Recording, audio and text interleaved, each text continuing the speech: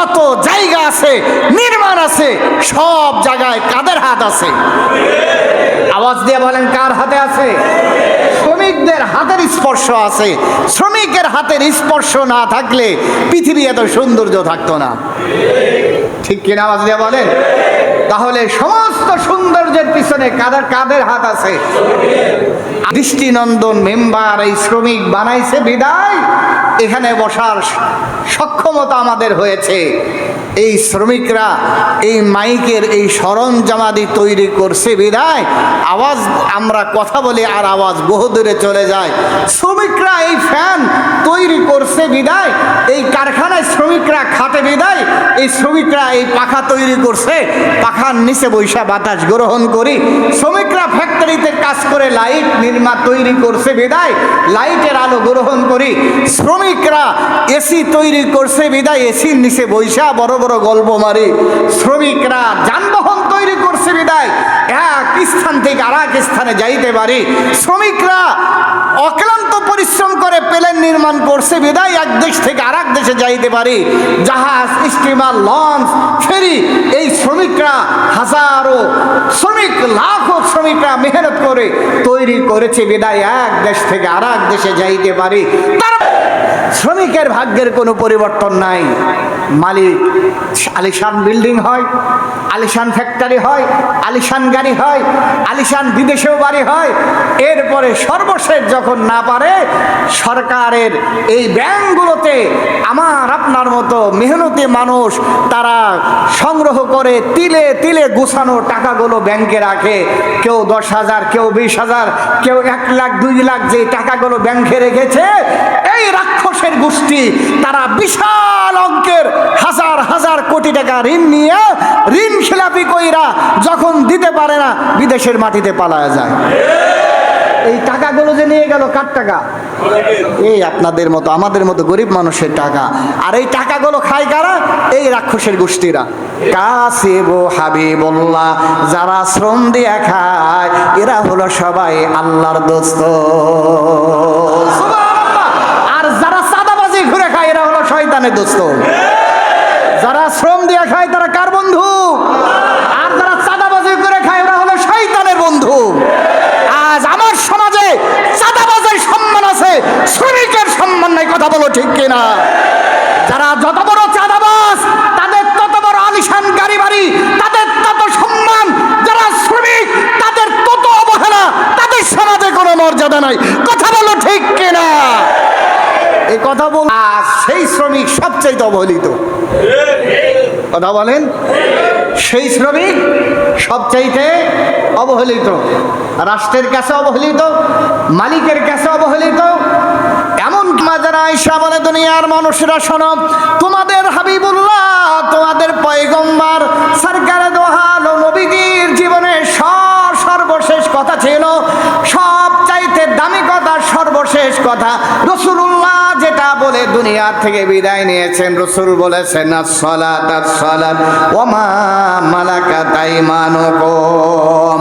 রাসূল বললেন, আমার উম্মতেরা শোনো, আসসালাত আসসালাত, সাবধান তোমাদের যেন নামাজ কাজা না হয়ে যায়। তোমরা যথাযথভাবে নামাজ আদায় করবে। 2 নম্বর রাসূলুল্লাহ সর্বশেষ যে কথা বললেন, ওয়া মা মালাকাত আইমানুকুম, তোমাদের শ্রমিকদের, তোমাদের অধীনস্থদের, তোমাদের সামান্য কামলা যারা তোমাদের কামলা দেয়, দিন মজুরে দেয়, তোমাদের ফ্যাক্টরিতে যারা কাজ করে, এই শ্রমিকের ব্যাপারে তোমরা কোনোদিন তাদের উপর জুলুম অত্যাচার করবা না। তাদের মর্যাদা দিবা, তাদের সম্মান দিবা, তাদের অধিকার দিবা, তাদের ব্যাপারে সতর্ক থাকবা। তাদের সাথে যেন তোমাদের জুলুম না হয়ে যায়। যদি অত্যাচার আর জুলুম হয়ে যায়, আমি রাসূলুল্লাহ কিয়ামতের ময়দানে তোমার বিরুদ্ধে বাদী হয়ে যাব। সুবহানাল্লাহ। ওমা মালাকাত আইমানুকুম, তোমাদের শ্রমিকদের ব্যাপারে, অধীনস্থদের ব্যাপারে তোমরা সাবধান হয়ে যাও, সাবধান হয়ে যাও। সর্বশেষ কথা ছিল রাসূলুল্লাহর এইটা, এটা ছিল আপনার আমার পয়গম্বরের কথা। আল্লাহু আকবার বলো। একজন শ্রমিকের কথা বলেন নাই, তার চাইতে শ্রমিকের অধিকার, তার চাইতে শ্রমিকের প্রতি দয়া, আর তার চাইতে শ্রমিকের শ্রমিকের প্রতি ভালোবাসা দুনিয়ার কোনো মানুষের হইতে পারে না। কথা বলো ঠিক কিনা? দুনিয়ার মালিক গোষ্ঠীদের জন্য শোনা দেয়, শোনো, তোমাদের যারা অধীনস্থ কর্মচারী, তোমাদের যারা অধীনস্থ শ্রমিক, যারা কামলা দিয়া তোমাদের বাসায় কামলা দিয়া, তোমাদের ফ্যাক্টরিতে তোমাদের দোকানে কামলা দিয়া যারা জীবিকা নির্বাহ করে, আল্লাহর পয়গম্বর সরকারে দো আলম নবীজি বলেন তাদের দাবি, তাদের মর্যাদা আল্লাহর পয়গম্বর 9 গুণ বাড়ায় দিয়া মালিকদেরকে কয়, এই শ্রমিকদের জন্য তোমাদের 9টা দায়িত্ব পালন করতে হবে। সুবহানাল্লাহ। শ্রমিকদের জন্য মালিকের 9টা দায়িত্ব পালন করতে হবে, 9 ভাবে তাদের অধিকার রক্ষা করা লাগবে। 1 নম্বর, আল্লাহর হাবিব সরকারে দো আলম নবীজি সাল্লাল্লাহু আলাইহি ওয়াসাল্লাম বলেন, তোমরা যারা মালিক পক্ষ রয়েছে, 1 নম্বর তোমাদের দায়িত্ব হলো তোমরা তোমাদের শ্রমিকদের সাথে সদাচারী হবে, ভালো ব্যবহার করবে। তোমরা তোমাদের শ্রমিকদের সাথে অসৎ কোনো আচরণ আর ব্যবহার করতে পারবে না। সুবহানাল্লাহ। আল্লাহর পয়গম্বর হযরতে মূসা কালিমুল্লাহ যখন হযরতে শুআয়ব আলাইহিস সালাতু ওয়াস সালামের এলাকায় মাদায়েনে চলে যায়, হযরতে শুআয়ব আলাইহিস সালাতু ওয়াস সালাম হযরতে মূসা আলাইহিস সালামকে শ্রমিক হিসাবে নিয়োগ দিলেন। 8 বছর 10 বছরের জন্য শ্রমিক হিসাবে হযরতে মূসা কাজ করছেন হযরতে শুআয়ব নবীর বাসায়। তার মানে মূসার মতো জলিলুল্লাহ পয়গম্বর শ্রমিকের কাজ করেছেন হযরতে নবী শুআয়ব আলাইহিস সালাতু ওয়াস সালামের বাসায়। তার মানে বোঝা গেল শ্রম দিয়া খাওয়া লজ্জার কোনো কাজ না, বরং যারা শ্রম দিয়া খায় তাদের ব্যাপারে রাসূল বললেন, আলকুলেই আমরা জঙ্গি হয়ে যাই। কথা বলেন না কেন? একথা বললে হুজুর ভালো না, হুজুর যা কয় একেবারে আর কি, মানে হুজুর যা কয়, হুজুর কি অন্যায় কইছে নাকি? কথা বলেন না কেন? হুজুর কি অন্যায় কইছে? তুমি করলে তোমার ভিতরে সমস্যা আছে, তাহলে তোমার ওষুধ নিয়ে ভালো হয়ে যাওয়া লাগবে, ঠিক না? সমস্যা তোমার ভালো হয়ে যাও, তুমি কেন অত্যাচার করো, জুলুম করো, তুমি কেন চাঁদাবাজি করো? চাঁদাবাজি না করলে তো তোমার লাগবে না। কথা বলেন না কেন? তুমি যদি চাঁদাবাজ হও তোমার লাগবে, চাঁদাবাজ যদি না হও তাহলে তো তোমার লাগার কথা না। হুজুর তো ভালো কথাই কইছে, চাঁদাবাজের বিরুদ্ধে কথা বলছে, ঠিক না? তো এই জন্য চাঁদাবাজের সম্মান আছে, মর্যাদা আছে, শ্রমিকের মর্যাদা নাই। রাসূলুল্লাহ কয়াল কাসিব হাবিবুল্লাহ, যারা সহজে কাজ করে খায় তারা কার বন্ধু? আর যারা চাঁদাবাজি করে খায় এরা হলো শয়তানের দোস্ত। এই জন্য উলাইকা হিজবুশ শাইতান, আল্লাহ কইছে এরা হলো শয়তানের দল। আর যারা শয়তানের দলে থাকবে তারা ক্ষতিগ্রস্ত হয়ে যাবে, আমার আল্লাহর ওয়াদা। এই জন্য রাসূলুল্লাহ বলেন 1 নাম্বার দায়িত্ব হলো সৎ আচরণ করা। হযরতে শুআয়ব আলাইহিস সালাতু ওয়াস সালাম মূসাকে যখন শ্রমিক হিসাবে নিয়োগ দিলেন, বলতেছে শোনো, আমা উরিদু আন আশুক্কা আলাই সাতাজিদুনি ইনশাআল্লাহু মিনাস সালিহিন।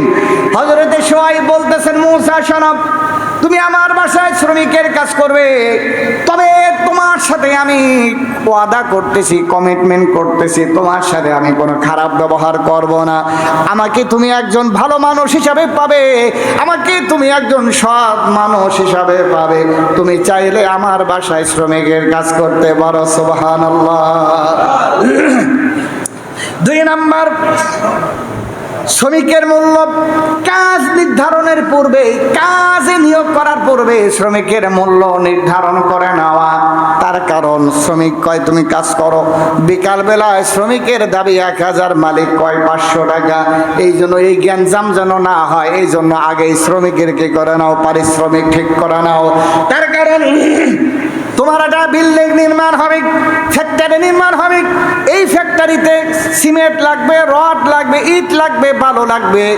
এখন তুমি যদি মনে করো রড সিমেন্ট কিনলাম সমস্যা নাই, কিন্তু শ্রমিকের কেন এত মর্যাদা দেওয়া লাগবে, সম্পদ দেওয়া লাগবে, মূল্য দেওয়া লাগবে?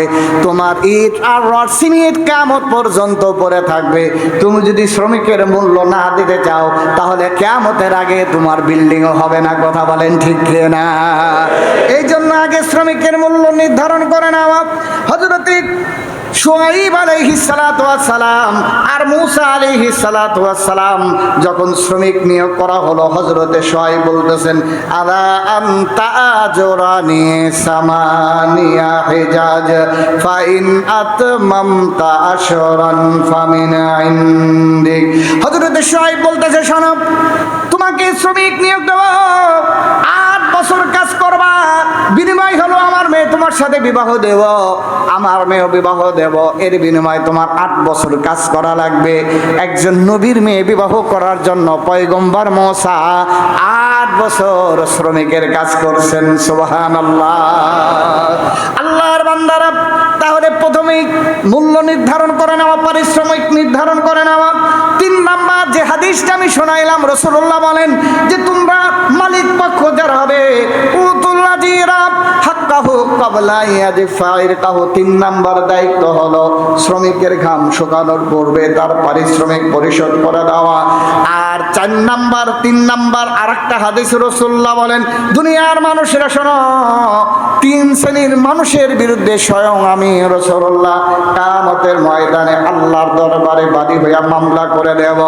সেই 3 শ্রেণীর মানুষ কারা? রাসূল বলেন, সালাসাতুন আনা খাসামাহুম ইয়াউমাল কিয়ামা। 3 শ্রেণীর মানুষের বিরুদ্ধে আমি বাদী হয়ে যাব। রাজুলুন আতাবি সুম্মা গাদারা, যেই ব্যক্তি কোনো ওয়াদা করলো, এরপরে এই ওয়াদাকে রক্ষা করলো না। রাজুলুন বাহুররান ফাআকালা সামানা। 2 নাম্বার হলো কোনো ব্যক্তি কোনো স্বাধীন ব্যক্তিকে বিক্রি করে দিয়ে তার মূল্যটা গ্রহণ করে নিল। এটার ব্যাখ্যা এখন আর বলা সম্ভব না। 3 নাম্বার হলো আল্লাহর পয়গম্বর বলেন, রাজুলুন ইস্তাজারা আদিরান ফাস্তাওফা মিনহু ওয়া লাম ইউতি আজরাহু। বুখারীর বর্ণনার ভিতরে রাসূল বলেন, কোন শ্রমিক দিয়া কাজ সম্পাদন করে নিয়েছে কিন্তু তার পারিশ্রমিক দেয় নাই। বুখারীর বর্ণনার ভিতরে রাসূল বলেন, কিয়ামতের ময়দানে ওই লোকটার বিরুদ্ধে আমি পয়গম্বর আল্লাহর দরবারে মামলা করে দেব। নাউজুবিল্লাহ। মামলাটা হবে কার দরবারে? আল্লাহর আদালতে। কার আদালতে? আল্লাহর আদালতে। মামলা করবেন কে? আল্লাহর পরে যার সম্মান, আল্লাহর পরে যার সম্মান।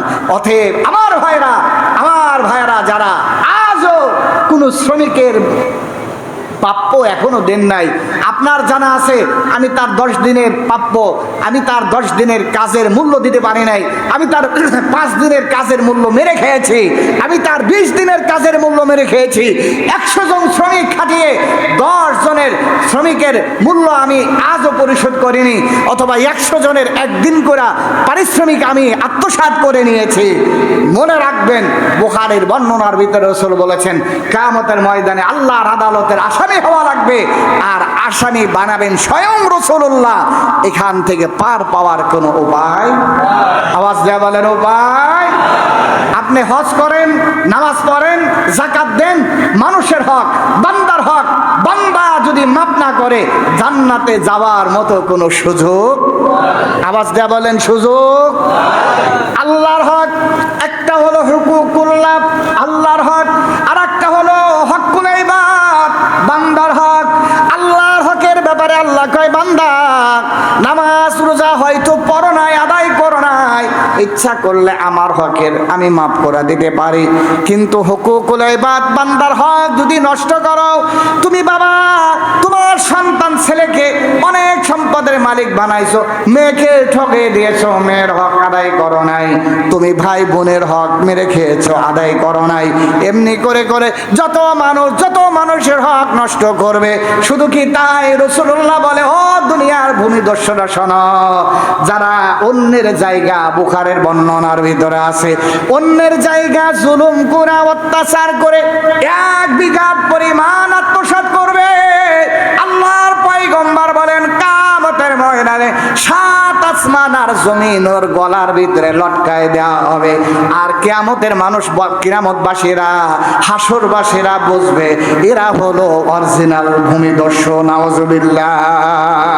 যারা মানুষের 1 বিঘা জায়গা দখল করে রাখবে, পাওয়ার আছে, ক্ষমতা আছে, তার পক্ষে প্রশাসন আছে, রাজনৈতিক নেতারা আছে, আর একজনের জায়গা অন্যায়ভাবে আটকায় রেখেছে, ভোগ দখল করতেছে, মানুষের আল কাটতে কাটতে অন্যের ক্ষেতের ভিতরে 2 হাত ঢোকায় দিয়েছে, এরপরে বাড়ি করতে করতে আর একজনের বাড়ির উপরে গিয়ে আপনার ছাদের সানসেট দিয়ে দিছে। রাসূলুল্লাহ কয় 1 বিঘা